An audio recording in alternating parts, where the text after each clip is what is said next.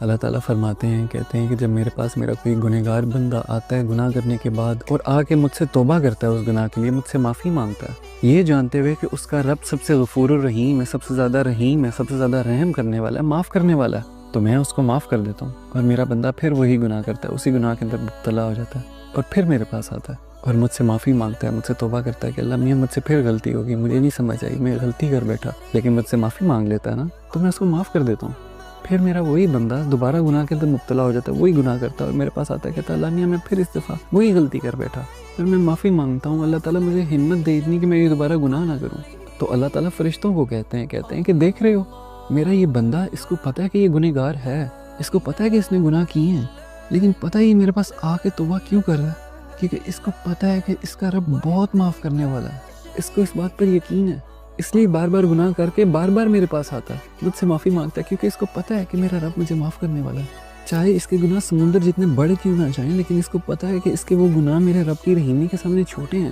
تو فرشتوں تم گواہ رہو کہ میں نے اس کے ہر گناہ کے اوپر اس کو میں نے معاف کیا۔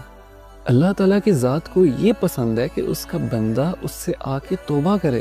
کیونکہ اللہ کو یہ پسند ہے کہ جب کوئی بندہ غلطی کرتا ہے نا تو وہ اللہ کے پاس جا کے معافی مانگتا ہے۔ اللہ کو یہ ادا بڑی پسند ہے کہ اس کے پاس اس کا کوئی بندہ آئے اور اس سے معافی مانگے۔ شیطان میں اور حضرت آدم میں یہی تو فرق ہے کہ شیطان نے غلطی کی اور اس پر اڑ گیا، پر حضرت آدم نے غلطی کی اور انہوں نے اللہ تعالیٰ سے بار بار اس پر توبہ مانگی، اللہ تعالیٰ سے معافی مانگی، یہی تو ایک فرق ہے۔